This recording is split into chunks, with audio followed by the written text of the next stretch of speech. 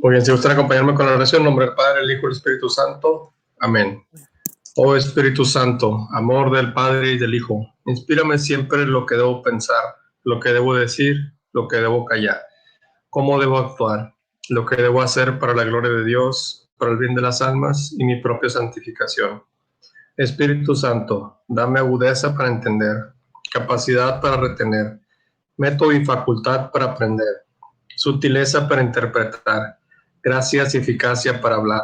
Espíritu Santo, dame acierto para empezar, dirección al progresar y perfección al acabar. Amén. Aleluya. En nombre del Padre, el Hijo y el Espíritu Santo. Amén. Muy bien. Vamos a compartir.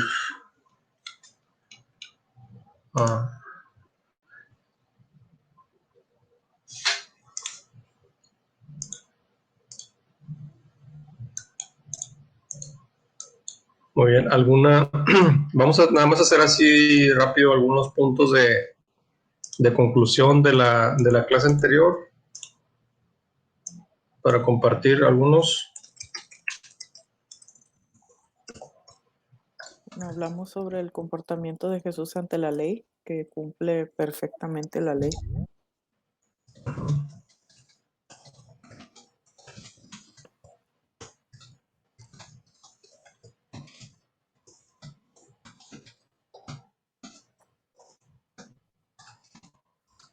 Muy bien.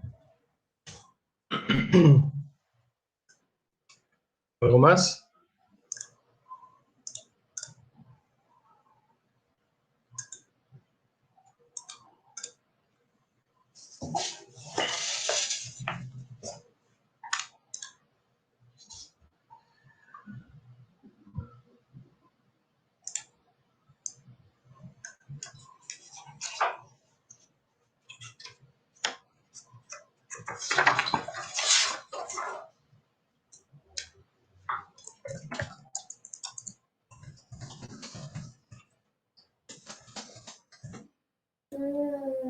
Hablamos que acusaron a Jesús de varias cosas, por mencionar algunos, de expulsión de los demonios, perdón de los pecados,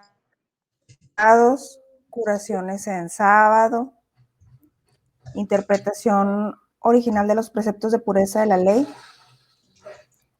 que tenía familiaridad con los publicanos y los pecadores públicos, que se reunía con ellos, que era blasfemo, que era un falso profeta.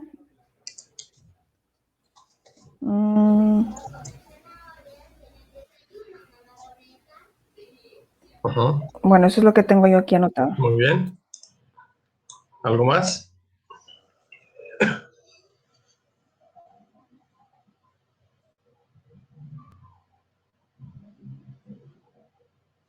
Hablamos también de algunas relaciones que tenía con algunos de los grupos de los judíos, ¿verdad? Porque había gente que lo acusaba, pero no todo el mundo.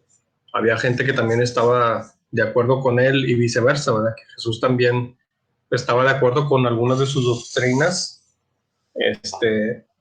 Entonces, no, en este caso no era todo en contra.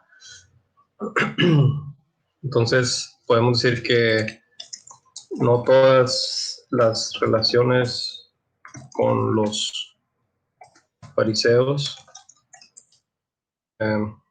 eran contrarias, podemos decir. Muy bien, no sé si hay alguna otra. ¿Sí? Sí, también cuando habló sobre lo de que hizo puros algunos alimentos que Muy bien. decía que, bueno, antes, ¿verdad? Que se decía que eran impuros y pues él declaró puros los alimentos. Muy bien, muy bien. Como vemos, en este caso, hace Jesús modificaciones a estas, porque es una ley, ¿verdad? Porque en el Antiguo Testamento dice que se deben de considerar abominables incluso algunos de estos alimentos, pero Jesús los declara puros. Entonces como vamos a ir viendo poco a poco, que efectivamente Jesús hace modificaciones a la ley, al Antiguo Testamento. Pero lo más interesante de esto es ver cómo le hace para no transgredir la ley. ¿Verdad? Porque cumple con la ley a la perfección, entonces dice, no he venido a abolir la ley. Entonces, ¿cómo le puede hacer para abolir? Porque, digo, al menos en el mundo, cuando se pone una ley y se puede modificar, ¿verdad? En el futuro se dice, se hace un adendum, o se hace una forma de modificación, para donde se dice, así decía, o se deroga, dice, así decía antes, o también, como en el caso de los libros, se llama fe de erratas, ¿verdad? Dice, donde decía tal, debería decir tal cosa, o antes era así y ahora va a ser de esta manera, ¿verdad? Hay un cambio a la ley. Pero eso quiere decir que lo que antes era de cierta manera, deja de ser. Entonces ahí sí se está aboliendo la antigua. Pero Jesús dice, no he venido a abolir la ley, entonces parece muy complicado, ¿verdad?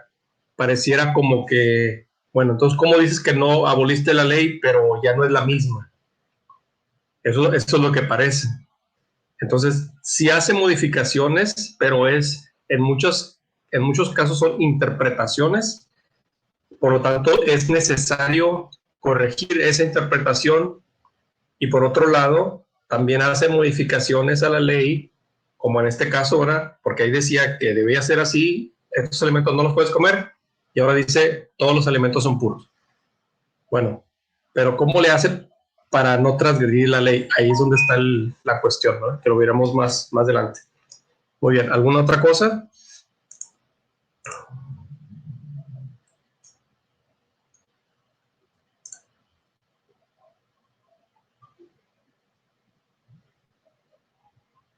¿Hasta ahí? Muy bien. Voy a dejar de compartir y bueno, como quiera cada quien debe tener su lista y ya los veremos al final cuando me entreguen su trabajo. Voy a compartir esta otra y ahora vamos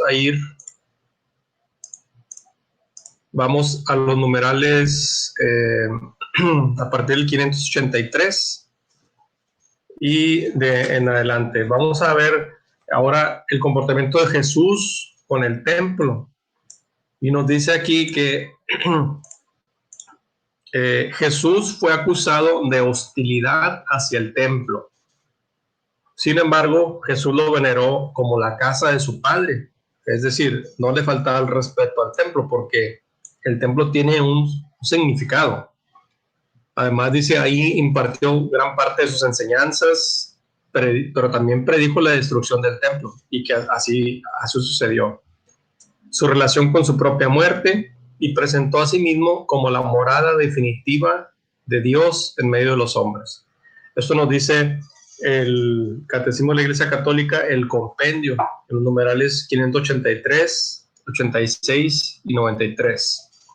Bien, vamos a escuchar del 583 en adelante. 583 Cecilia, 584 Lourdes, 585 Larisa, y ahorita vamos a ver algunas de las citas bíblicas. Vemos también el 586 Alma Verónica, y ahorita repartimos las citas bíblicas. Cuando tenga listo, adelante. Numeral 583. Como los profetas anteriores a él, Jesús profesó el más profundo respeto al templo de Jerusalén. Fue presentado en él por José y María 40 días después de su nacimiento. Lucas 2, del 22 al 39. A la edad de 12 años, decidió quedarse en el templo para recordar a sus padres que se debía a los asuntos de su padre. Durante su vida oculta, subió allí todos los años, al menos con ocasión de la Pascua. Su ministerio público estuvo jalonado por sus peregrinaciones a Jerusalén con motivo de las grandes fiestas judías. Sí, Muy bien. 584. Ujú. Jesús subió al templo como al lugar privilegiado para el encuentro con Dios. El templo era para él la casa de su padre, una casa de oración, y se indigna porque el atrio exterior se haya convertido en un mercado. Mateo 21:13. Si expulsa a los mercaderes del templo es por celo hacia las cosas de su padre. No hagáis de las casas de mi padre una casa de mercado. Sus discípulos se acordaron de que estaba escrito: el celo por tu casa me devorará. Salmo 69:10. Juan 2:16-17. Después de su resurrección, los apóstoles mantuvieron un respeto religioso hacia el templo. Muy bien, vamos a escuchar algunas citas bíblicas. Vamos a ver Lucas 2 del 22 al 39. Juan, por favor, y luego Lucas 2 del 46 al 49, Isabel. Luego Lucas 2, 41, Julio. Y luego Juan 2 del 13 al 14.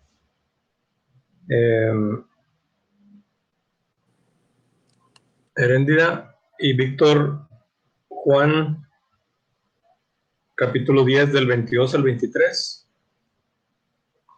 Cuando tenga listo, adelante. ¿Sí me puede repetir la primera cita, por favor? Y es Lucas 2 del 22 al 39.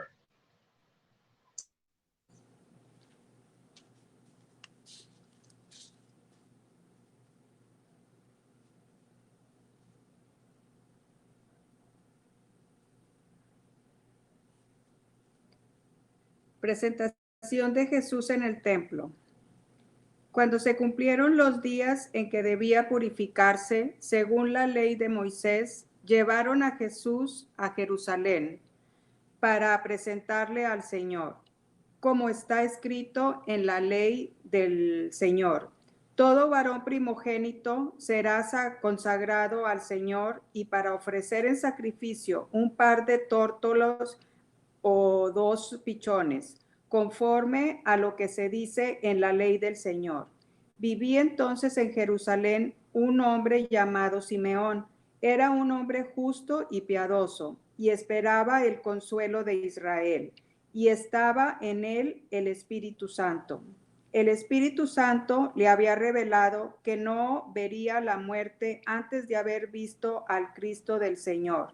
Movido por el Espíritu, vino al templo, y cuando los padres introdujeron al niño, según para cumplir lo que la ley percibía sobre él, le tomó en brazos y bendijo a Dios, diciendo: ahora, Señor, puedes, según tu palabra, dejar que tu siervo se vaya en paz, porque han visto mis ojos tu salvación, la que has preparado a la vista de todos los pueblos, luz para iluminar a las naciones y gloria de tu pueblo Israel. Su padre y su madre estaban admirados de lo que se decía de él. Simeón los bendijo y dijo a María, su madre: este está puesto para caída y elevación de muchos en Israel, y como signo de contradicción, y a ti misma una espada te atravesará el alma, a fin de que queden al descubierto las intenciones de muchos corazones. Había también una profetisa, Ana, hija de Fanuel, de la tribu de Aser, de edad avanzada, casada en su juventud, había vivido 7 años con su marido, y luego quedó viuda hasta los 84 años. No se apartaba del templo, sirviendo a Dios noche y día, en ayunos y oraciones. Presentándose en aquella misma hora, alababa a Dios y hablaba del niño a todos los que esperaban la redención de Jerusalén. Muy bien, hasta ahí. Entonces vemos cómo los padres de Jesús cumplen con la ley, como dice en el Levítico capítulo 12. dependiendo si era niño o niña, ¿verdad? Para cuándo lo llevan.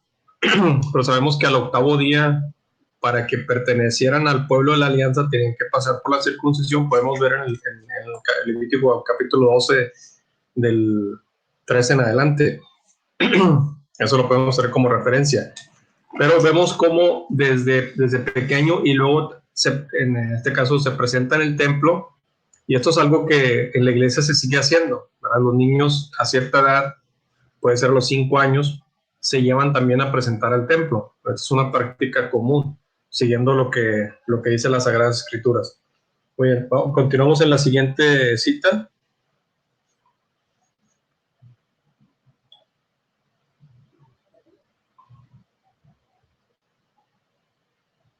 Es Lucas 2, del 46 al 49.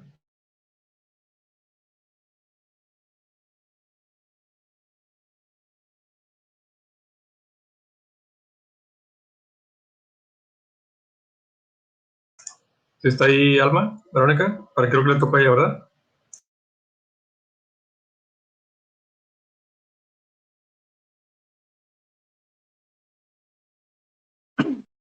Sí estoy, pero no me tocó esa.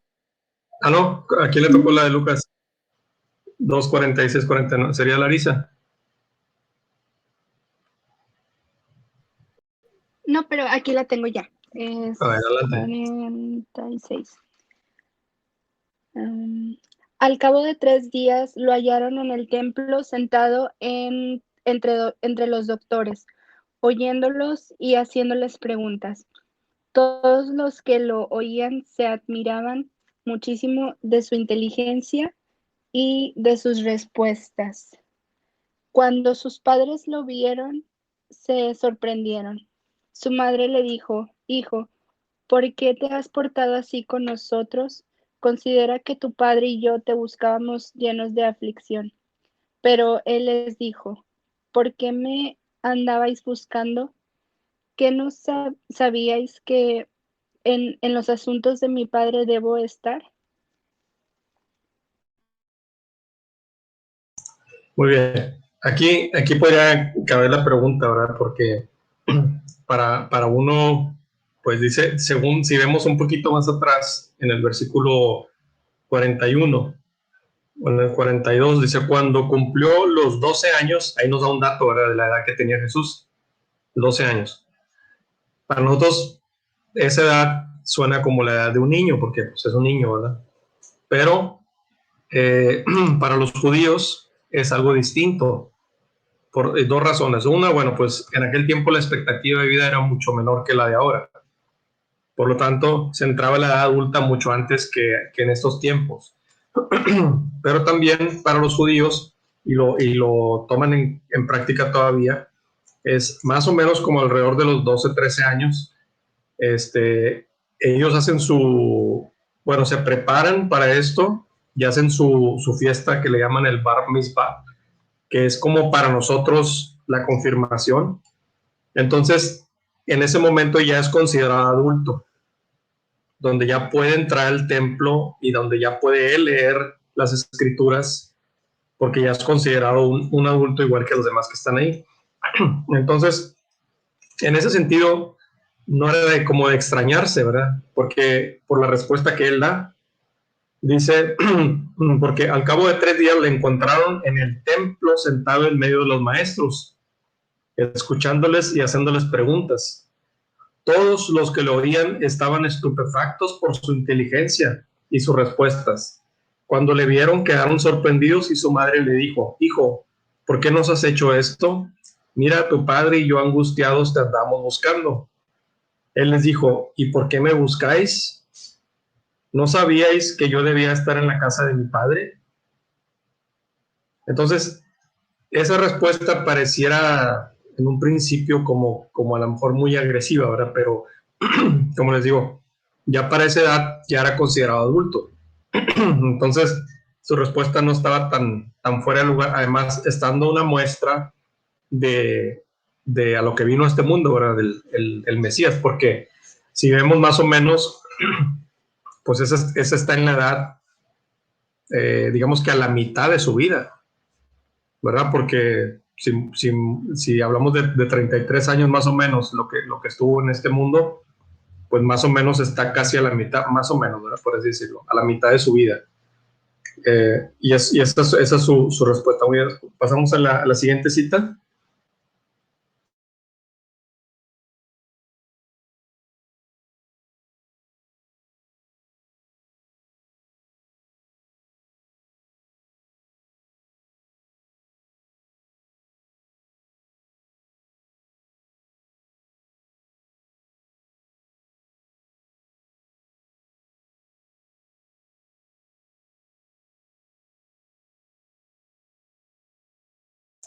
A ver, no sé si me fue la señal a mí, pero no sé, ¿quién lee la siguiente cita? Si quiero la leo, si la tengo. Adelante. Dice, se acercaba la Pascua de los judíos y Jesús subió a Jerusalén y encontró en el templo a los vendedores de bueyes, ovejas y palomas y a los cambistas en sus puestos.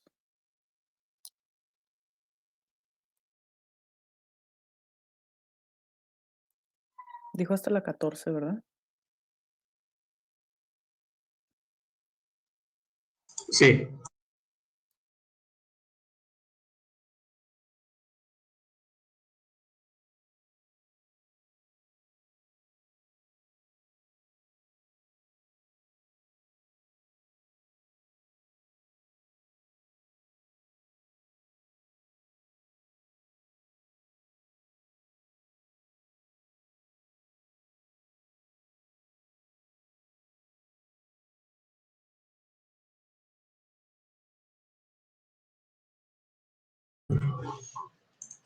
Muy bien.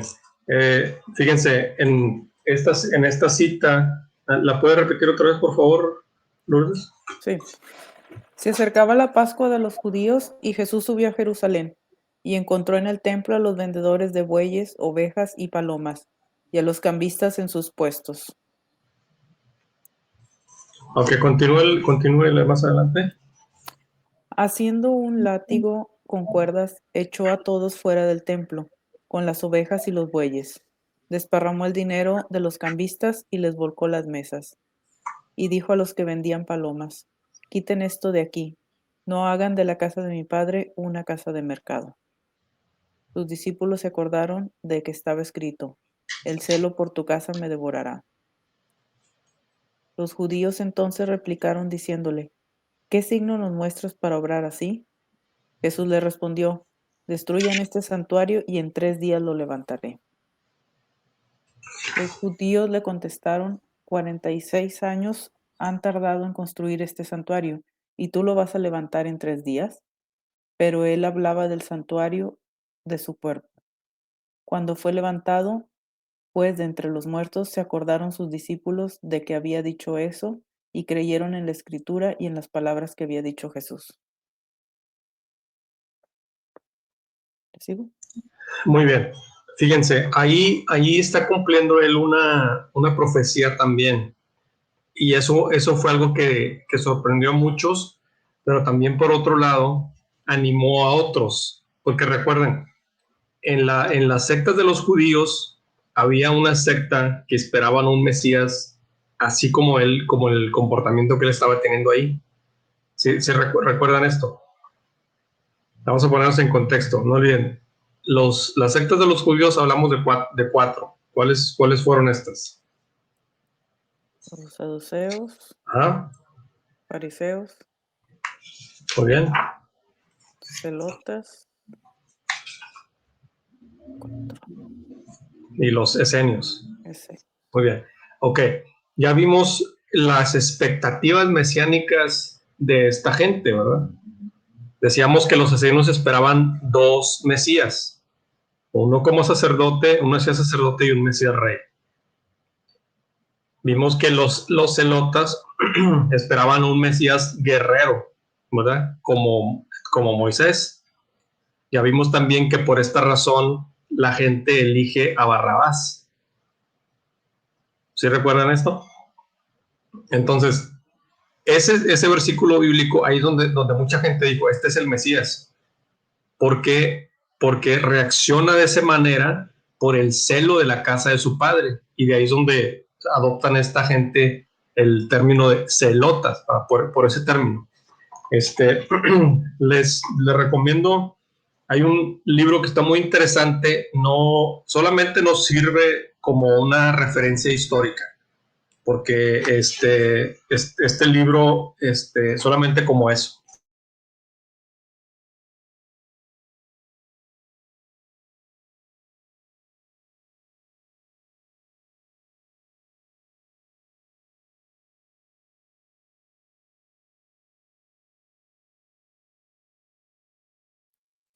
Yo no lo escucho, arquitecto.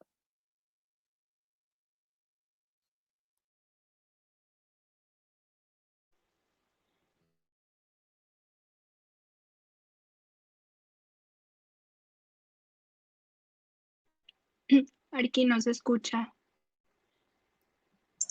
Tenía apagado el micrófono. Les decía que, perdón, les recomiendo este libro, se llama El Celote, es la vida y la época de Jesús de Nazaret, porque recuerden la expectativa mesiánica desde el punto de vista de este grupo de judíos. Entonces, esto nada más nos sirve como referencia histórica, porque no es digamos, un libro como los que escribió el Papa Benedicto XVI, que sería más doctrina oficial, ¿verdad? Pero sí nos sirve como referencia histórica. Nos da datos muy, muy importantes para comprender un poquito más ese contexto. Entonces, por ejemplo, aquí nos habla de los tipos de Mesías mencionados en esta era. Por eso esa expectativa. Entonces, me gustaría poder ahondar en esto, pero pues es muy corto el tiempo. Entonces, nada más, digo, al que le interese ahondar un poquito más, le recomiendo que lea ese libro. Muy bien, pasamos a la siguiente cita.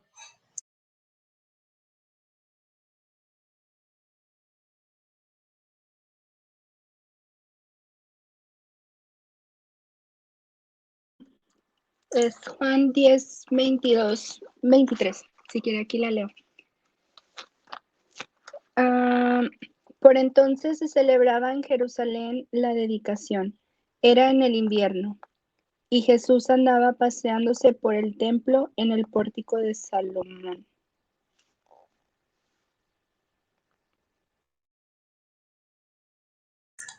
Muy bien. Fíjense, nada más un comentario de lo que dice aquí en el...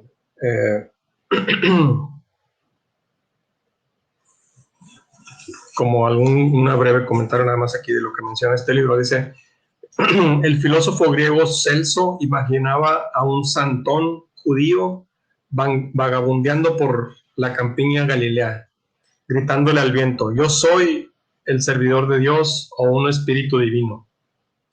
El siglo I fue una era de expectativas apocalípticas entre los judíos de Palestina. La dominación romana del extenso territorio que incluye el moderno Israel-Palestina, innumerables profetas, predicadores y mesías vagaban por Tierra Santa, difundiendo mensajes sobre la inminencia del juicio divino. A muchos de los falsos mesías los conocemos por sus nombres. A varios de ellos incluso se los menciona en el Nuevo Testamento. El profeta Teudas, según los Hechos de los Apóstoles, tenía 400 discípulos antes de que Roma lo capturase y decapitase. Y continúa más. Entonces, es lo que mencioné en alguna ocasión, ¿verdad? Que en esa época había muchos falsos profetas. Entonces, había una expectativa muy grande de decir, las profecías de Ezequiel nos narran las épocas en las que iba a llegar el Mesías y ellos sabían esto. Pues ya está por llegar el Mesías, salen muchos para anunciar y hacerse autoproclamar el Mesías. Entonces había muchas expectativas, como habíamos comentado. Dice, las autoridades, percibiendo en el aire la fiebre apocalíptica, se habían vuelto extremadamente sensibles a cualquier indicio de sedición. Los esenios, algunos de cuyos miembros vivían recluidos en lo alto de la desértica planicie de Qumran, a la orilla noroeste del Mar Muerto, el partido judío revolucionario de la primera centuria, conocido como los Zelotes, que contribuyó al lanzamiento de una sangrienta guerra contra Roma, y los temibles bandidos y asesinos que los romanos apodaron los sicarios, hombres de la daga o cuchilleros.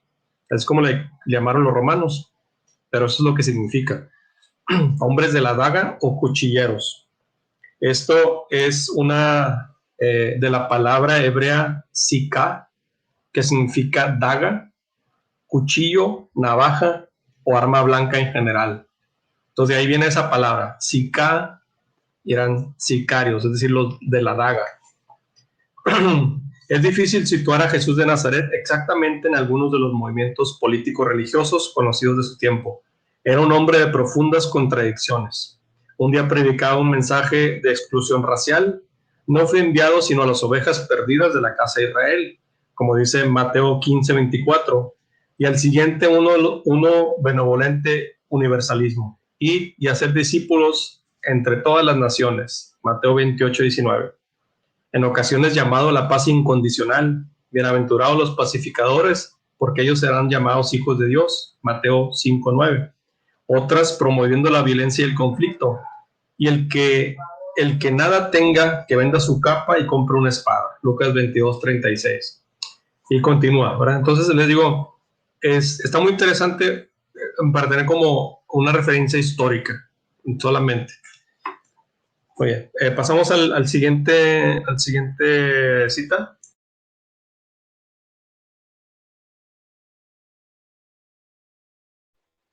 Esa era la última.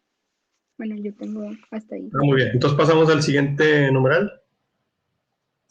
A ver, permítame. El numeral, ¿cuál fue el que leyó Lourdes? ¿Quién es 83? No. 4. 84, muy bien. Ok, del 584.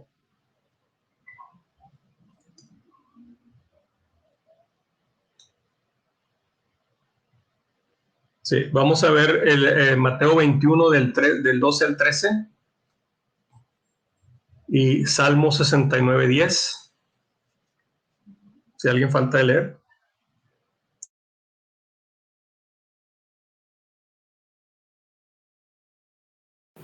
Faltó yo.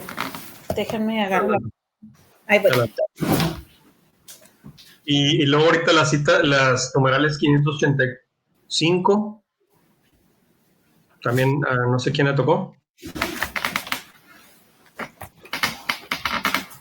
Me tocó a mí. Pero primero las citas o ya leo. Sí, primero la cita y luego ya pasamos al 85. Ahí voy. Okay. Todavía me revuelvo en buscar aquí en... ¿Mateo qué era? Mateo 21 del 12 al 13. Ahí voy. Luego alguien más, Salmo 69:10.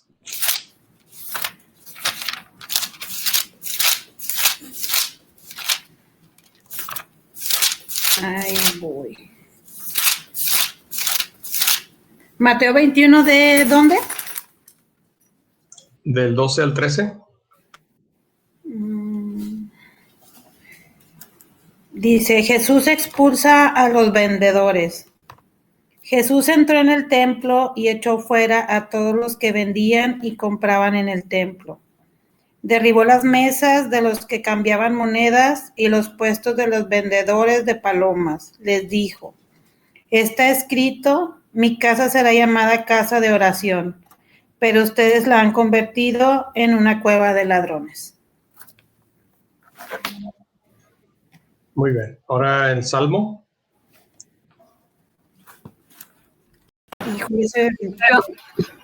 Yo buenas tardes. Adelante, si lo tiene Isabel. 69:10, ¿verdad? Ok. Correcto. Muy bien. Dice, el celo por tu casa me devora. Los insultos de los que te insultan recaen sobre mí. Muy bien. Entonces vemos cómo Jesús cumple esa profecía o esto que indica el Salmo, ¿verdad? Lo hacemos esa comparativa entre Mateo 21 del 12 al 13 con el Salmo 69:10. Muy bien. Pasamos al siguiente numeral, por favor. Sí, numeral 585. Jesús anunció, no obstante, en el umbral de su pasión, la ruina de ese espléndido edificio del cual no quedará piedra sobre piedra. Hay aquí un anuncio de una señal de los últimos tiempos que se van a abrir con su propia Pascua. Pero esta profecía pudo ser deformada por falsos testigos en su interrogatorio en casa del sumo sacerdote y serle reprochada como injuriosa cuando estaba clavado en la cruz.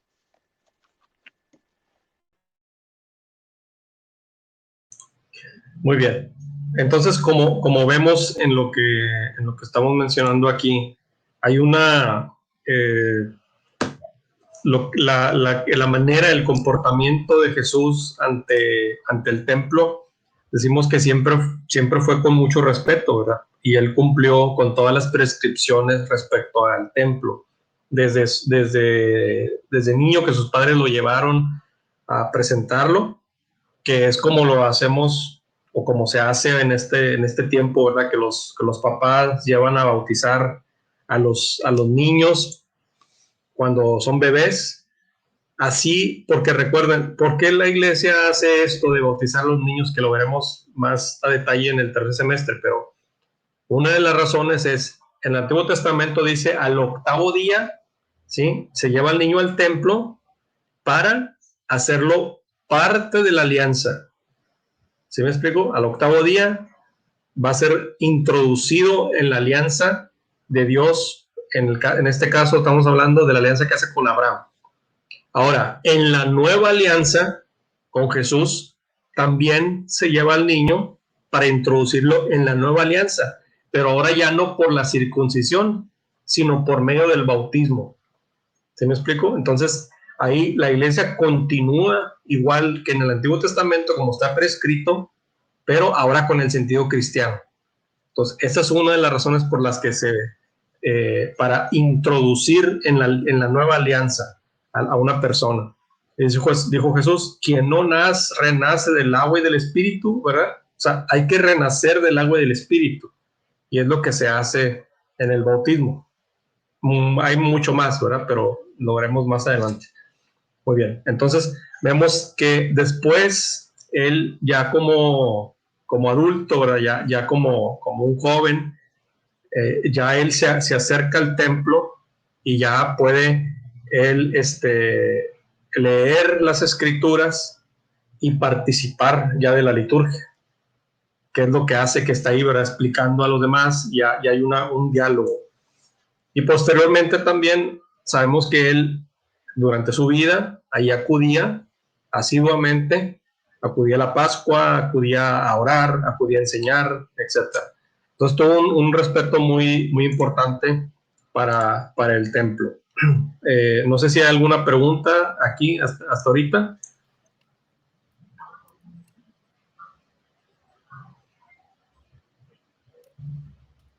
¿Dudas, preguntas, comentarios sobre Jesús y su relación con el templo? Muy bien. Pasamos al siguiente. El numeral, ¿ya leyó el 85? Sí, el 85 ya. Muy bien. Vamos a ver nada más algunas citas bíblicas.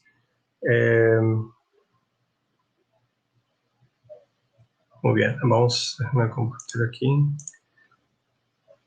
Muy bien, entonces en el 85 también nos dice que inclusive él pagó el impuesto del templo. Vamos a escuchar esta cita bíblica, Mateo 17, del 24 al 27.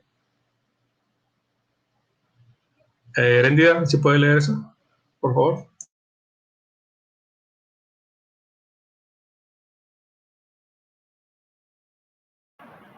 Lo voy a buscar.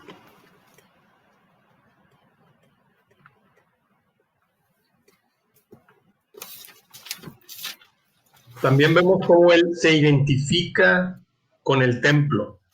Vamos a ver Juan 2:21 y Mateo 12:6. Rosalinda, Juan 2:21 y Víctor, Mateo 12:6. estoy lista. Es Mateo Adelante. del 17, del 24 al 27, ¿verdad? ¿Es correcto? Correcto.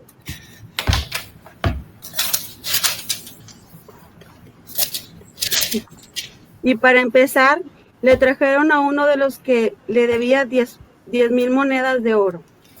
Como el hombre no tenía con qué pagar, el rey ordenó que fuera vendido como esclavo, junto con su mujer y sus hijos, y todo cuanto poseía, para así recobrar algo. El empleado, pues, se arrojó a los pies del rey suplicándole: dame un poco de tiempo y yo te lo pagaré todo. El rey se compadeció y lo dejó libre, más todavía le perdonó la deuda.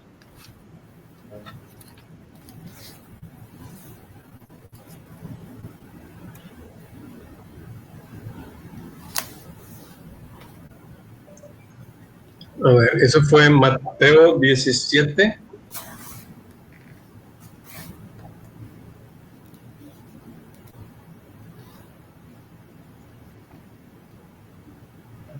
Ya ahorita ya. Se me hace Me que no. equivoqué, no. ¿No? Era otro. 24. Sí, no se preocupe. 24, 17. Ya, ok. El impuesto para el templo. Sí, es ahí, ¿verdad? Sí. Al volver a Cafarnaúm, se acercaron a Pedro los que cobraban el impuesto para el templo. Le preguntaron: ¿el maestro de ustedes no paga impuestos? Pedro respondió: claro que sí, y se fue a casa. Cuando entraban, se anticipó Jesús y les dijo: dame tu parecer, Simón. ¿Quiénes son los que pagan impuestos o tributos a los reyes de la tierra? ¿Sus hijos o los que no son de la familia? Pedro contestó: los que no son de la familia. Y Jesús les dijo: entonces, ¿los hijos no pagan?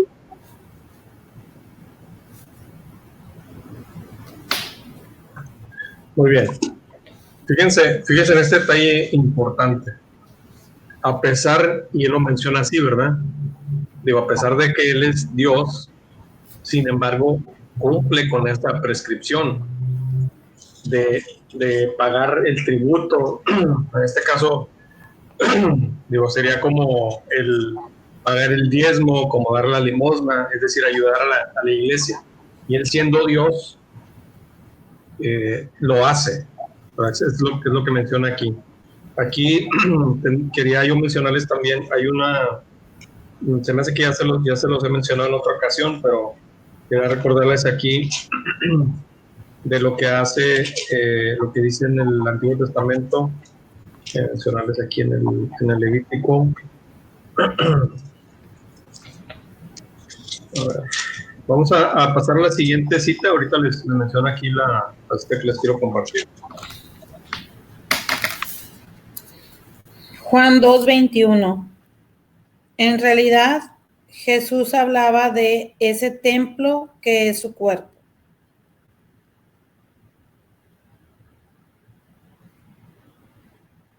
Muy bien. Vas a la siguiente cita. Es Mateo 12:6. Yo se lo digo, ustedes tienen algo más que el templo.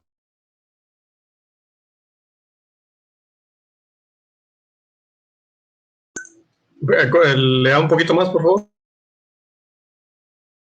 Ok. De nuevo, yo se lo digo, ustedes tienen aquí algo más que el templo. Y si ustedes entendieran estas palabras, quiero misericordia, no sacrificios, ustedes no condenarían a quienes están sin culpa. Además, el Hijo del Hombre es Señor del sábado. ¿Continúo? Muy bien, no, hasta ahí está bien, hasta ahí está bien. Vemos lo que menciona, ¿verdad? Que él hace esa referencia del templo hacia sí mismo. Muy bien. Entonces vemos cómo es la relación de Jesús y el templo. Vemos que le da un respeto, lo considera la casa de su padre, casa de oración, Él acude a cumplir con las prescripciones de la ley, lo llevan desde niño, él va de joven, ¿verdad? Vemos que está ahí los 3 días cuando está perdido y hallado en el templo, paga el impuesto, enseña en el templo, recorre el templo, tiene una vida asidua al templo y además lo defiende, porque vemos que hasta se molesta, ¿verdad? Porque dice, porque han convertido la casa de mi padre, ¿verdad? En un lugar de transacciones, de vendimias y demás.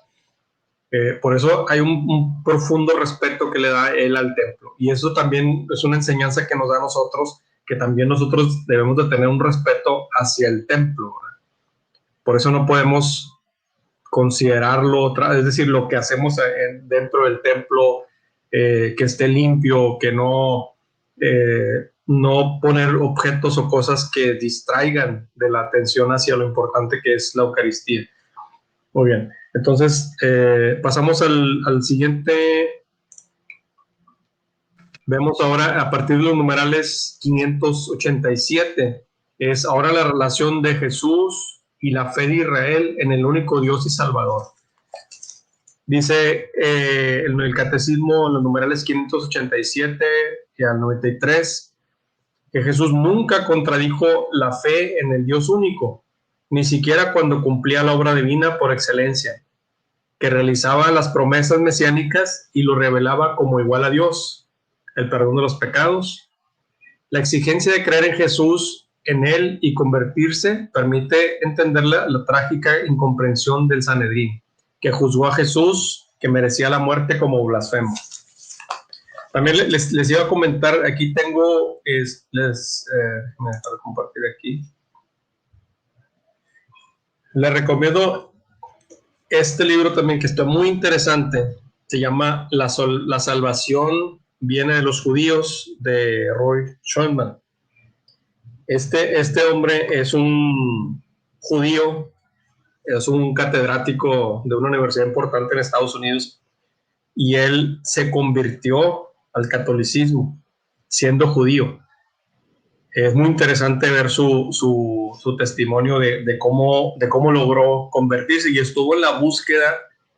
Bueno, fue a la iglesia ortodoxa, estuvo visitando las iglesias protestantes y demás, pero se dio cuenta que el Mesías llegó.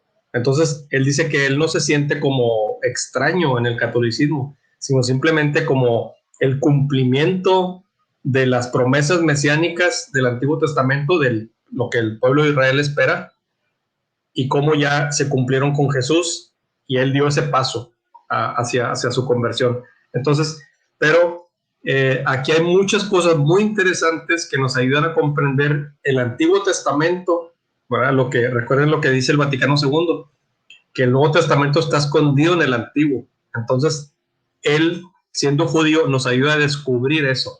Por eso es algo muy, muy interesante. Menciona, por ejemplo, el Mesías en el Antiguo Testamento. Entonces, cómo él fue descubriendo todas esas profecías y cómo se cumplieron en Jesús. Por eso y trae más información muy interesante. Al que le interese más sobre ese tema, le recomiendo este libro. También nos habla de ciertas tradiciones dentro de los judíos. Por ejemplo, una de ellas dice que cuando el sumo sacerdote entraba el día de Yom Kippur a hacer la expiación, había no me acuerdo si era un cordón o un pañuelo, que cambiaba de color cuando se daban cuenta que Dios les había perdonado los pecados. Ese era un signo visible.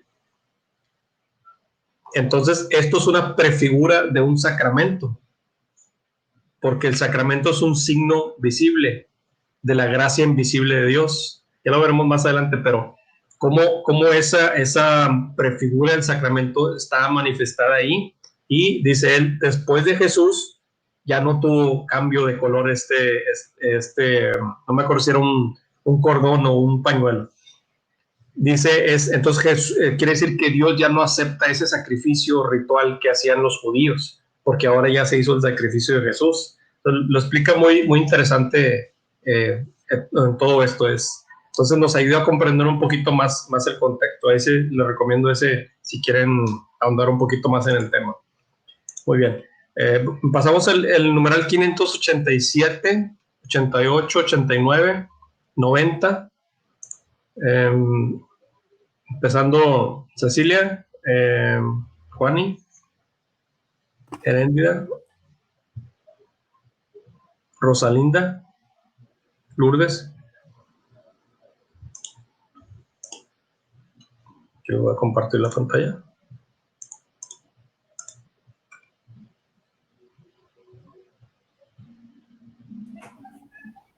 Estoy lista, ¿puedo empezar? Sí, adelante. Jesús y la fe de Israel en el Dios único y Salvador. Numeral 587. Si la ley y el tiempo de Jerusalén pudieron ser ocasión de contradicción entre Jesús y las autoridades religiosas de Israel, la razón está en que Jesús, para la redención de los pecados, obra divina por excelencia, acepta ser verdadera piedra de escándalo para aquellas autoridades.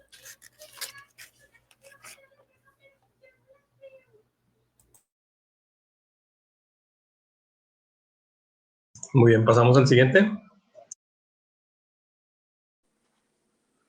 588. Jesús escandalizó a los fariseos comiendo con los publicanos y los pecadores, tan familiarmente como con ellos mismos, contra algunos de los que se tenían por justos y despreciaban a los demás. Jesús afirmó: no he venido a llamar a conversión a justos, sino a pecadores. Fue más lejos todavía al proclamar frente a los fariseos que, siendo el pecado una realidad universal, los que pretenden no tener necesidad de salvación se ciegan con respecto a sí mismos. Muy bien, aquí nos dice algo importante. Porque Jesús escandalizó a los fariseos comiendo con los publicanos y los pecadores. Y vemos cómo todavía esto es una realidad actual, ¿verdad? Porque también dentro de la misma iglesia, de los mismos hermanos, inclusive a lo mejor hasta de los sacerdotes y demás, dicen, pero ¿cómo se junta con esa gente, verdad? Porque no saben ni con quién se está juntando. O sea, todavía hay esas exclamaciones, ¿verdad?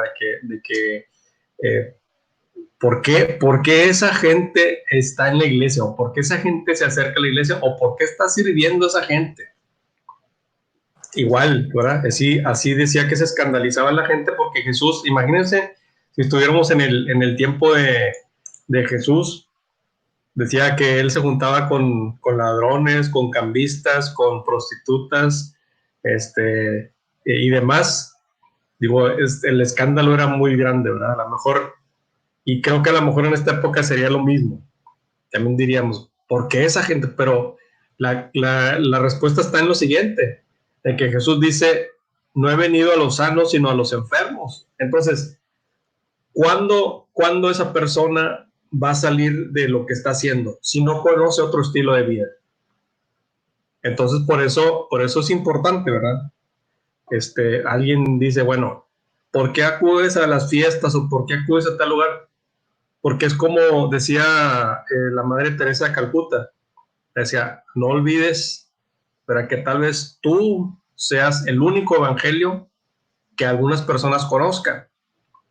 Entonces, por eso, y dice el Papa Francisco, ¿verdad? Dice, quiero, hablando de los sacerdotes, pastores con olor a oveja, porque si estamos nada más dentro del mismo círculo, nada más estamos dando vuelta, entonces, ¿de qué manera se va a propagar el evangelio?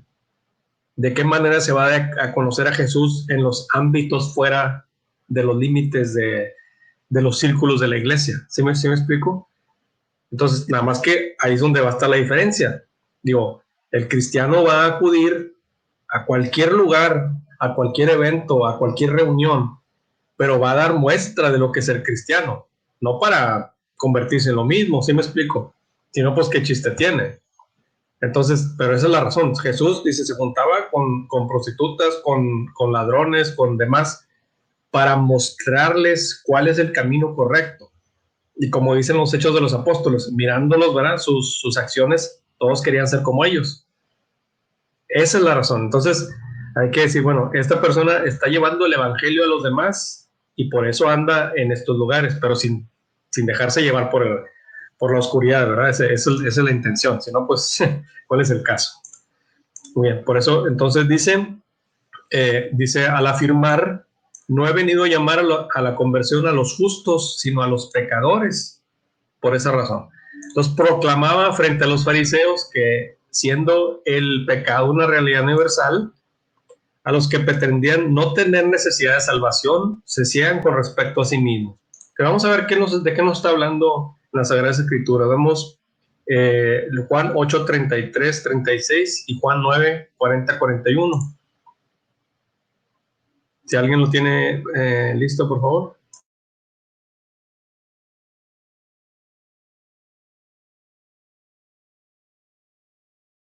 Entonces, fíjense, es interesante esto. Si Jesús dice que Él no ha venido a los sanos, sino a los enfermos, entonces,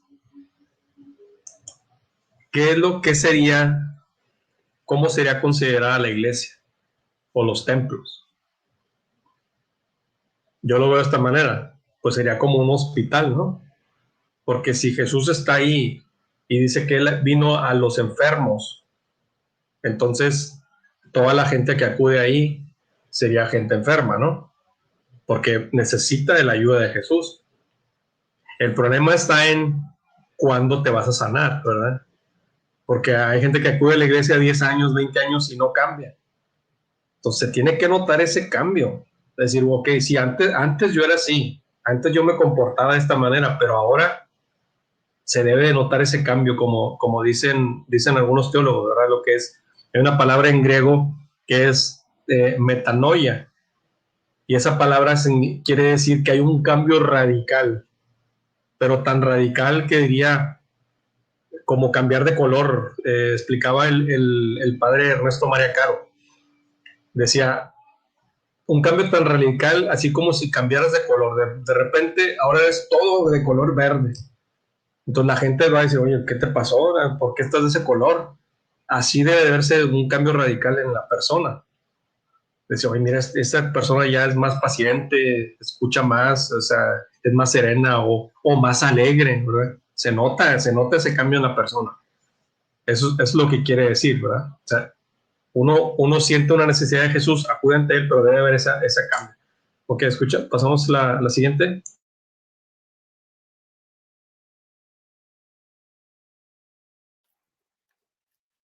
¿El catecismo o las citas bíblicas? La cita bíblica, por favor. La cita bíblica no la tengo. Tengo la 2, la de Juan. Yo tengo la de Juan 8, 33. Adelante. ¿Puedo leerla? ¿Sí, adelante? Ellos le respondieron, somos descendientes de Abraham y jamás hemos sido esclavos de nadie. ¿Cómo puedes decir entonces, ustedes serán libres?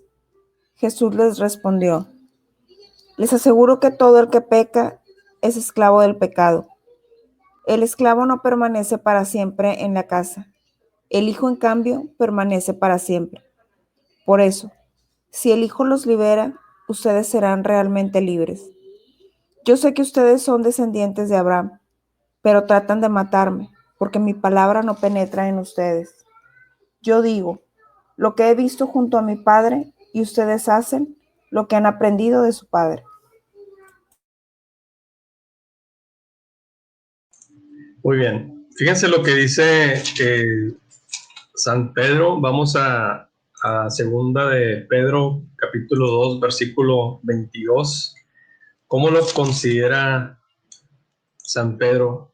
Digo, cuando esa es la diferencia, ¿verdad? Uno estaba en el pecado, ahora recibe la gracia, pero si deja la gracia por volver al pecado, ¿qué es lo que sucede? San Pedro dice, segunda de Pedro, capítulo 2, versículo 22. Bueno, podemos ver desde el 20. Dice, porque si después de haberse alejado de la impureza del mundo, por el conocimiento de nuestro Señor y Salvador Jesucristo, se enreda nuevamente en ella. Es decir, estaba la persona en pecado en una vida anterior.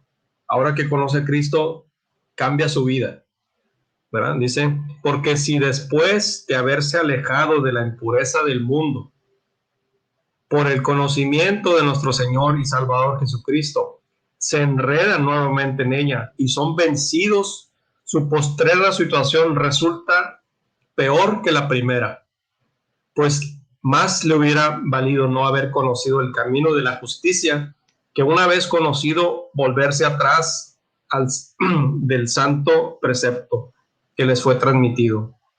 Le sucedió lo de aquel proverbio tan cierto: el perro vuelve a su vómito y la puerca lavada a revolcarse en el cieno. Entonces dice San Pedro, si uno vivía en pecado, recibe la gracia y vuelve al pecado, dice, es como volver al vómito. Es decir, lo que ya uno dejó, ahora vuelve hacia adentro otra vez. Entonces, eso nos deja para reflexionar, ¿no? Es decir, ya estoy llevando una vida de gracia, acudiendo a los sacramentos, asiduamente a la Sagrada Escritura, a la oración. Entonces, volver al pecado, dice San Pedro, es como esto. Ahora, no es tan sencillo, ¿verdad? Porque San Pablo lo explica de una manera muy real, ¿verdad? Porque él dice que él descubre en su interior, ¿verdad? Dice, ¿por qué hago el mal que no quiero? ¿Por qué hago el mal? Y no solamente, fíjense, ahorita los voy a compartir esta cita. Vamos a ver San Pablo, porque es muy, muy interesante cómo lo explica él. Dice, ¿por qué hago el mal que no quiero? Y no solamente eso. Dice, permítame tantito.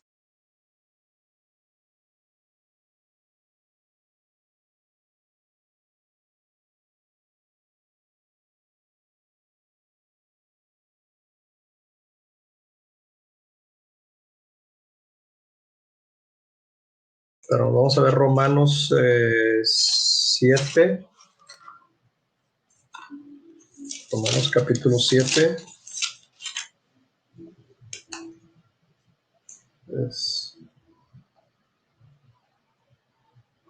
Bien, vamos a ver Romanos capítulo 7, versículo del 15 en adelante.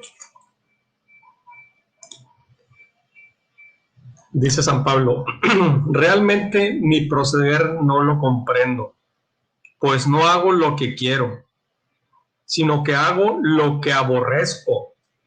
Imagínense, estamos hablando de San Pablo, ¿verdad? San Pablo es lo que está diciendo. Entonces, pues con mayor razón cualquiera, bueno, yo en mi caso, ¿verdad? Como cualquier otro cristiano, dice él, ¿verdad?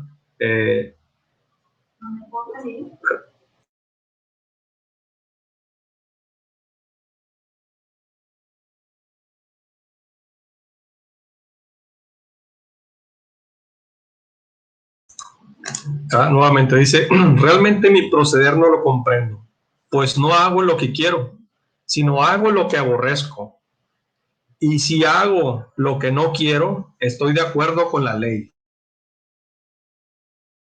en que es buena. En realidad ya no soy yo quien obra, sino el pecado que habita en mí. Pues bien, yo sé que nada bueno habita en mí, es decir, en mi carne. En efecto, querer el bien lo tengo a mi alcance, mas no el realizarlo, puesto que no hago el bien que quiero, sino que obro el mal que no quiero. Y si hago lo que no quiero, no soy yo quien lo obra, sino el pecado que habita en mí.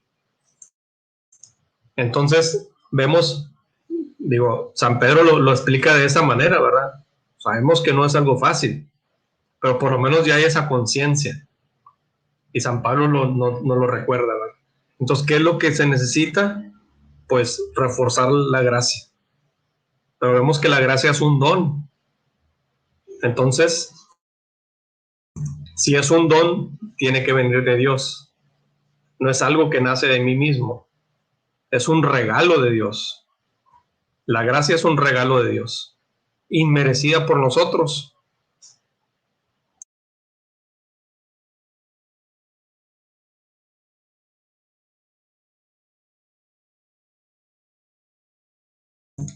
Muy bien. ¿Hasta aquí dudas, preguntas, comentarios?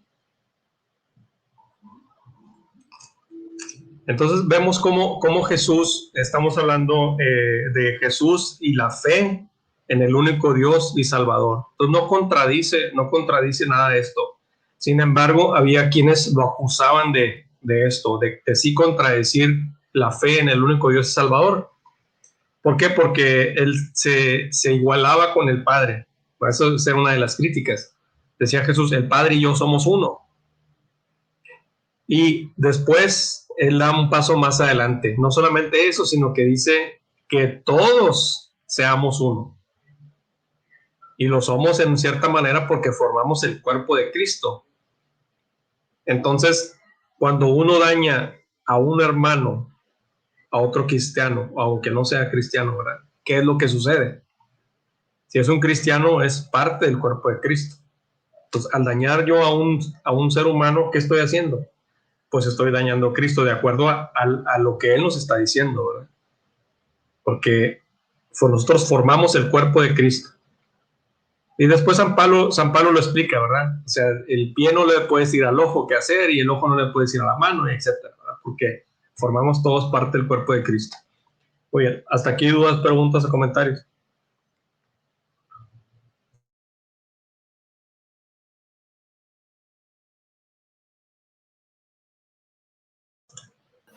Muy bien.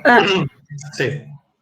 Digo que a nosotros en una ocasión un sacerdote nos dijo que no nos volviéramos cadeneros de iglesia, que no estuviéramos, tú sí, tú no entras por esto, tú estás haciendo mal lo otro. Y creo que esa vez toda la explicación que él nos dio, sí como que nos ayudó un poquito a dejar de lado el de estar enjuiciando a las demás personas, ¿verdad? Que es difícil, ¿verdad? Y que cuesta, pero pues cada día un poquito más.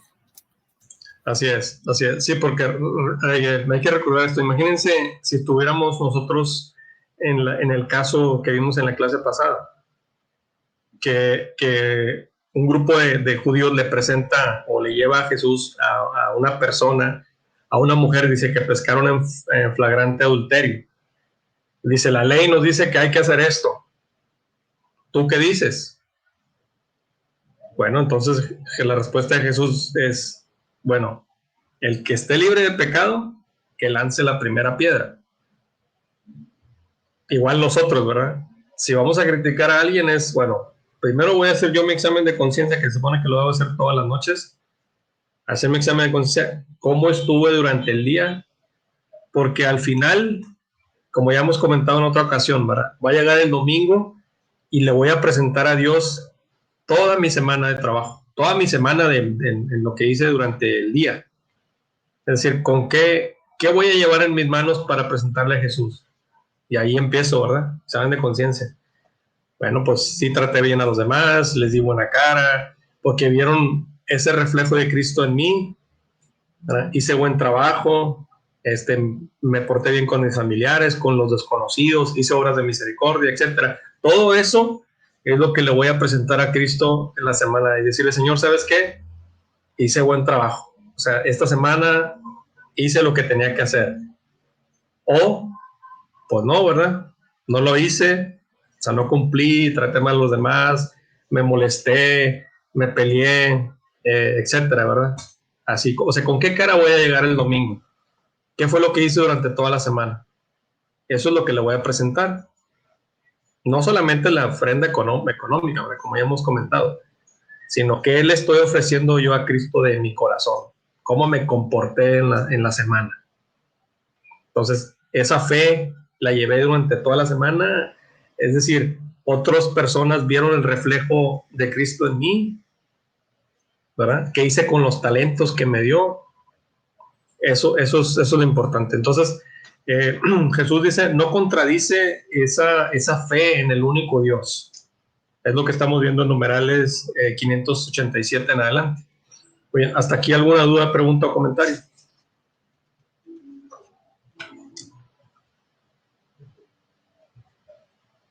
Muy bien, voy a compartir aquí nada más para... Muy bien. Muy bien, entonces vemos cómo dice que escandalizó comiendo con los publicanos y los pecadores, pero dice, él así lo dijo, ¿verdad? No he venido a los justos, sino a los pecadores. Y proclamaba frente a los fariseos que siendo el pecado universal, a los que pretende no tener necesidad de salvación, se ciegan respecto a sí mismo. Entonces vemos que Jesús critica el pecado, más no el pecador. ¿Te explico? Eso es muy importante. Por eso alguien puede decir, bueno, ¿por qué si, o sea, hablando de una persona, y lo vemos en el catecismo más adelante también, si una persona que a lo mejor tiene tendencias a la homosexualidad, dice, ¿por qué está sirviendo en la iglesia? Bueno, una cosa es que la persona tenga tendencias y otra cosa es que lleve a cabo actos. Eso es algo distinto. ¿Sí me explico? Entonces, ahí Jesús no critica a la persona, sino las acciones que hace. ¿Sí me explico? Es algo distinto. Entonces, la persona a lo mejor puede tener tendencias, pero mientras no haga acciones de ese tipo, la persona puede estar en la iglesia sirviendo y puede llevar una vida célibe. Eso es lo importante. ¿Sí? Entonces, también no hay que dejarnos llevar así por los prejuicios. Siempre va a ser, siempre lo que Jesús va a criticar es el pecado. Por eso es lo que menciona aquí, ¿verdad? Dice, proclama que siendo que el pecado es una realidad universal, los que pretenden no tener necesidad de salvación se ciegan con respecto a sí mismos. Que dice las escrituras, ¿verdad? Quien diga que no es pecador es un mentiroso. Pues todos cometemos pecados y todos necesitamos de la salvación de Cristo. Pero también dice, identifica su conducta misericordiosa hacia los pecadores con la actitud de Dios mismo respecto a ellos. Que vamos a ver a qué se refiere Mateo 9:13 y Oseas 6:6. Si alguien lo tiene por ahí.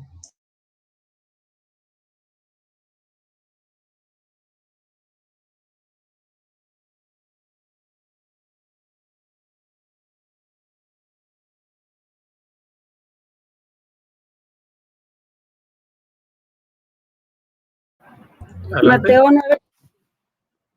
Mateo 9:13. Vayan y aprendan lo que significa esta palabra de Dios. Me gusta la misericordia más que las ofrendas, pues no he venido a llamar a los justos, sino a los pecadores. Muy bien. El siguiente. ¿Cuál era la siguiente, arquitecto? Oseas.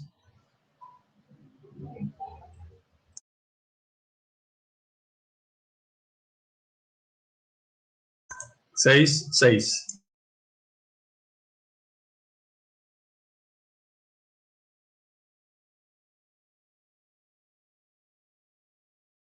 Yo, arquitecto. Oseas 6:6. Porque yo quiero amor, no sacrificio, conocimiento de Dios más que holocausto.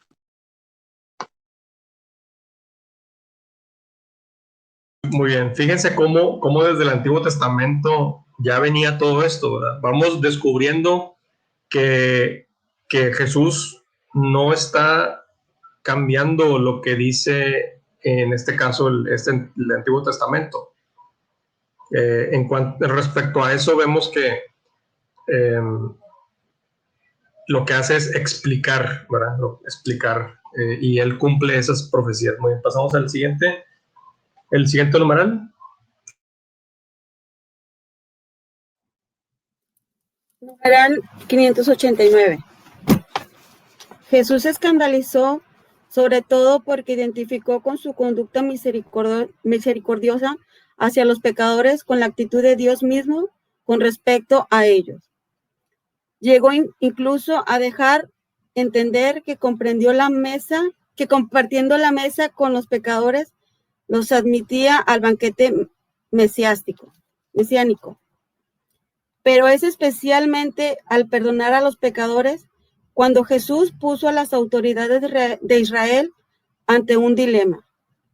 Porque como ellos dicen, justamente asombradas, ¿quién puede perdonar los pecados sino solo Dios? Al perdonar los pecados, o bien Jesús blasfema porque es un hombre que pretende hacerse igual a Dios, o bien dice verdad y su persona hace presente y revela el nombre de Dios. Muy bien, exactamente. Una de dos, ¿verdad? O quien está frente de ellos dice, ¿quién puede perdonar los pecados? Al hacer esto, una de dos. O Jesús es blasfemo porque es un hombre, o en realidad dice la verdad y es Dios. Ahí había nada más dos opciones. Entonces, había quienes aceptaron que sí es Dios y había quienes no. Pero Jesús también les dijo de esta manera, si no me creen a mí, dice, pues créanlo por las obras. Las obras atestiguan quién es Él. Bueno, pasamos al siguiente.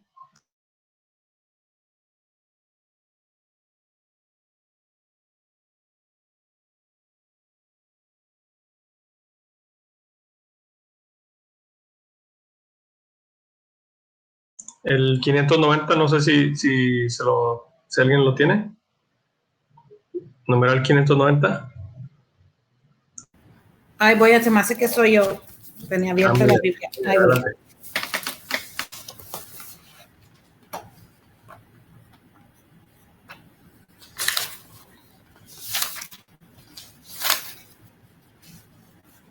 Solo la identidad divina de la persona de Jesús puede justificarse como una exigencia tan absoluta como esta. El que no está conmigo está contra mí. Mateo 12:30. Lo mismo cuando dice que él es más que Jonás, más que Salomón, más que el templo, cuando recuerda, refiriéndose a que David llama al Mesías su Señor. Cuando afirma, antes de que naciese Abraham, yo soy. E incluso el Padre y yo somos una sola cosa. Juan 10:30.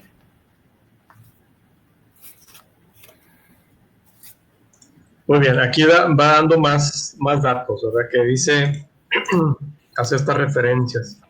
Dice, aquí hay alguien más que Jonás, más que Salomón, más que el templo. Hay alguien más que él. Entonces, y también dice, recuerda, refiriéndose a David, que llama al Mesías su Señor. Vamos a ver esta cita bíblica de Mateo 12, del 36 al 37.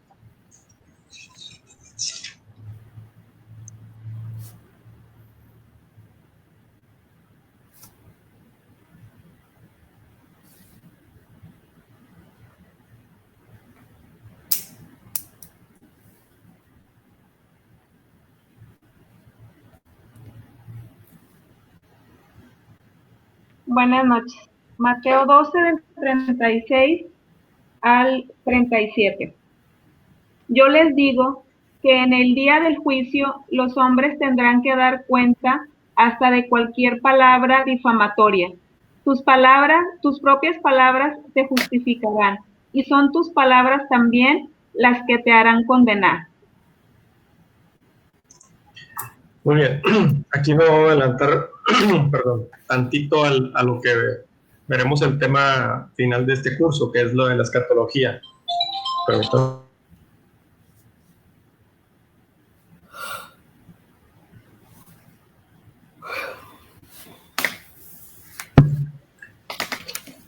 bien, aquí es importante.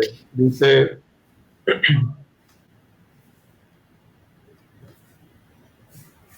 es 12 del 36.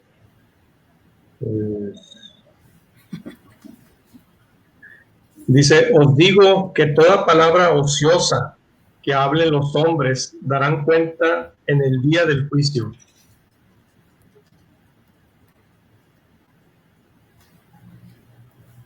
se bajó esto. Muy bien. Vemos, fíjense que esto es algo muy, muy importante, porque nos pone a reflexionar las palabras de Jesús. Muy bien, otra vez dice, os digo que toda palabra ociosa que hablen los hombres darán cuenta en el día del juicio, porque por tus palabras serás declarado justo y por tus palabras serás condenado. Ahí hay que subrayar eso que es muy, muy, muy importante. Muy bien. ¿Cuál fue la cita de esa? Es, Mateo capítulo 12, del 36 al 37.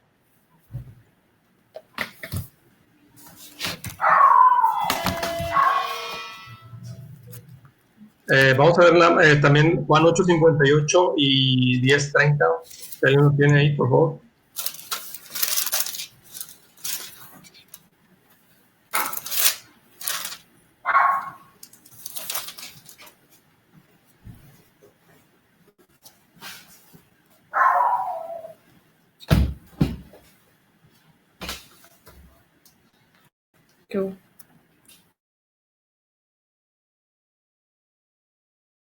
Si alguien lo tiene, adelante.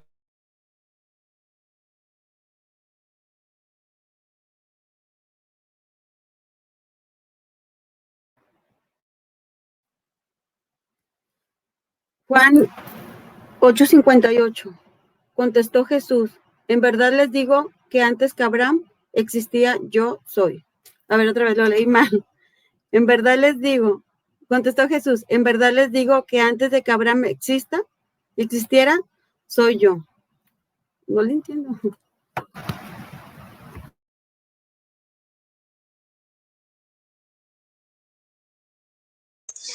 Muy bien, aquí nos está dando un dato muy interesante. Dice, antes de que Abraham existiera, yo soy. Nada más que vemos que aquí la traducción al español no causa el mismo impacto, ¿verdad? Como ya vimos en otra ocasión. Pasamos a la siguiente cita.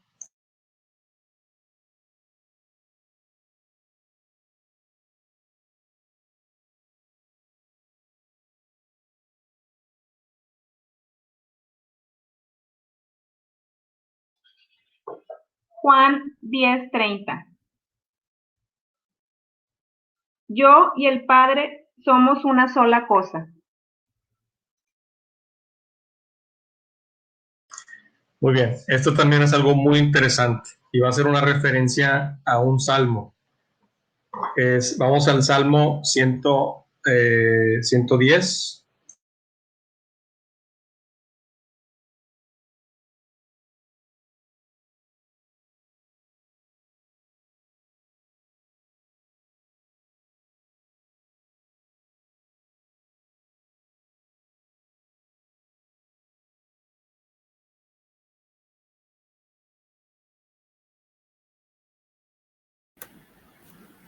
Salmo 110 y todo, o Vamos del 1 al 5.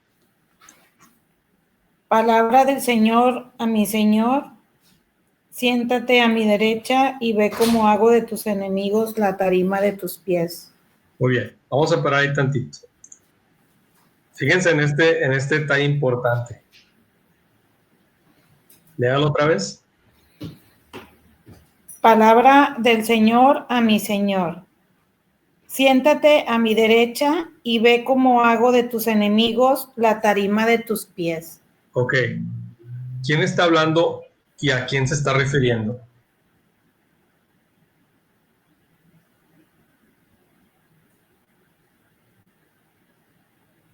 ¿Quién es el Señor?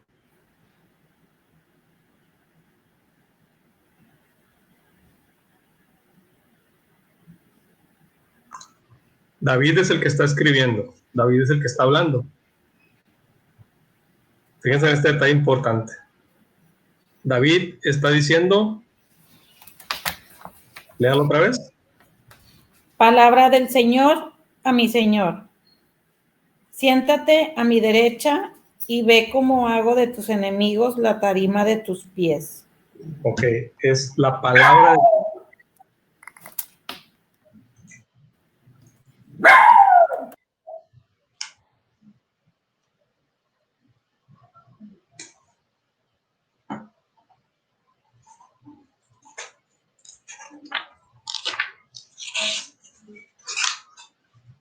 Ok, ¿quién es el que, de quién está hablando? ¿De Dios? Arquitecto, bueno, Ajá. sí, por ejemplo, como veíamos en la cita bíblica de Juan que decía que somos uno mismo, entonces la palabra, bueno, yo así lo interpreto, la palabra del Señor a mi Señor es la palabra de Dios a Jesús. No sé si estoy correcta. Exactamente. Fíjense en esto importantísimo, porque dice Jesús, el Padre y yo somos uno, ¿verdad? Y el Salmo está diciendo, dice David está diciendo, oráculo de Yahvé a mi Señor. Vamos a ver cómo dice el original en hebreo. Aquí está la Tanaj en hebreo. La traducción dice, de David, Salmo, dice el Eterno. Es decir, recuerden que cómo se le llama a Dios. Estamos hablando en hebreo, ¿verdad? Dice, es Yahvé, se le dice, yo soy el que soy, yo seré el que seré, el Eterno, ¿verdad? Es Dios el Eterno. Dice el Eterno respecto a mi Señor.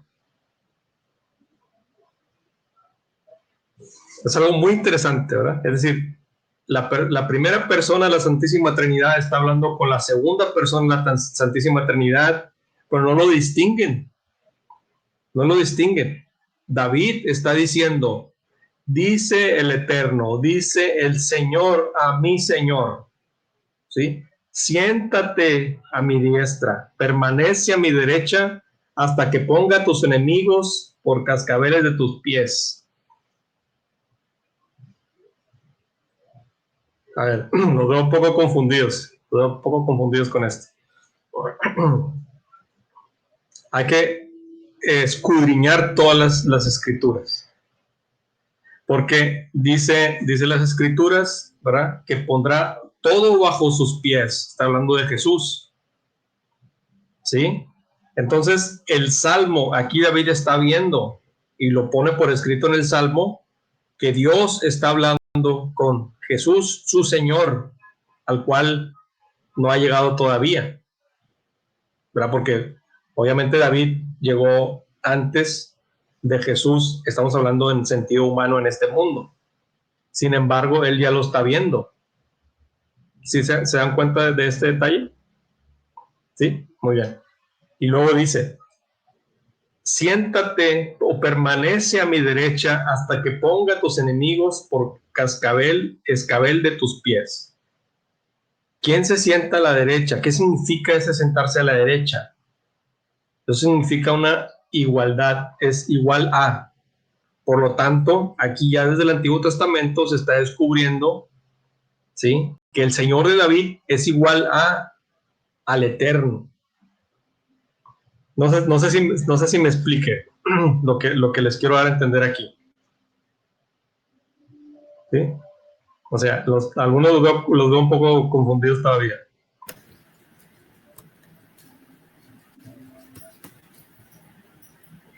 A ver, ¿dudas, preguntas?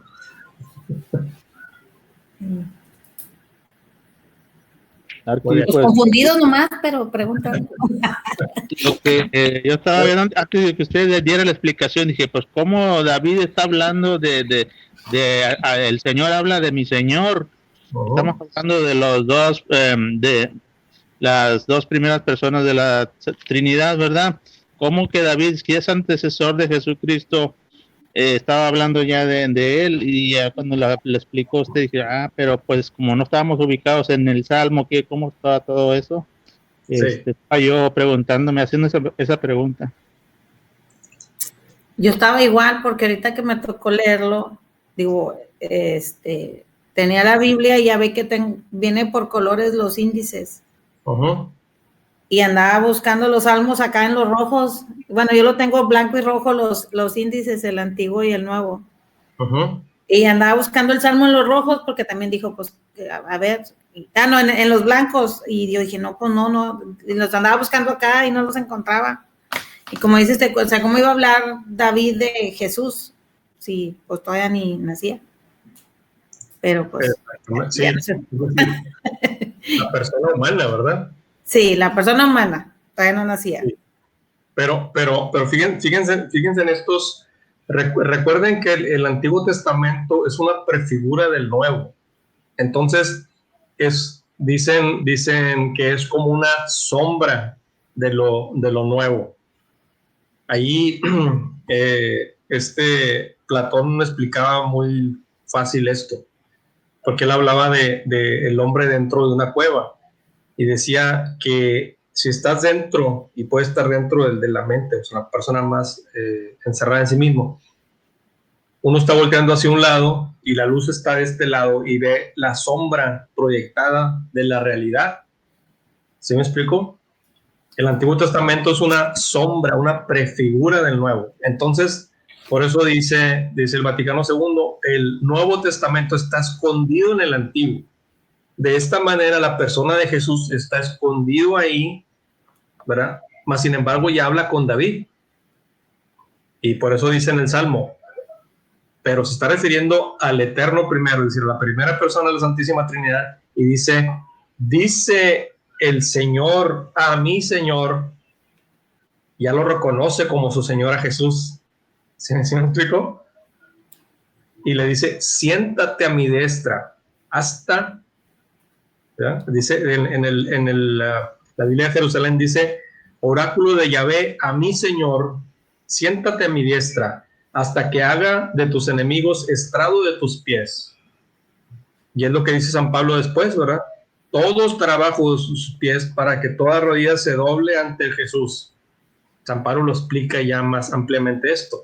Y en el idioma original en el que se escribió el Antiguo Testamento, que es en el hebreo, les digo aquí en este está en hebreo y en español, y aquí sí lo explica, ¿verdad? Dice, David, dice el Eterno, a mi Señor, permanece a mi derecha, y vemos que ese permanecer en la derecha significa igualdad. Por eso, recuerden cuando le preguntan la mamá de los apóstoles de Juan, ¿verdad? Que le dice, permite que uno de mis hijos se sienta a tu derecha y otro a la izquierda. ¿Cuál es la contestación de Jesús? Eso solamente está reservado para mi Padre. O sea, mi Padre es el que reserva eso. No pueden estar a la derecha y a la izquierda porque no son igual a Dios. ¿Sí me explico? Entonces, aquí sí lo está diciendo el Eterno, es decir, la primera persona de la Santísima Trinidad le dice al Señor de David, es decir, a Jesús, que ya lo reconoce como Dios, cuando todavía no lo ha visto. No lo ha visto porque no ha llegado al mundo como ser humano. Y dice, permanece a mi derecha hasta que ponga a tus enemigos por calcabel de tus pies. La vara de tu poder enviará el Eterno desde Tizón, domina en el interior de tus enemigos. Tu pueblo se ofrecerá en el día de la lucha por los esplendores de tu santidad. Y continúa. Muy bien, no sé si los veo como algo un poco confundidos. No sé si haya dudas respecto a esto.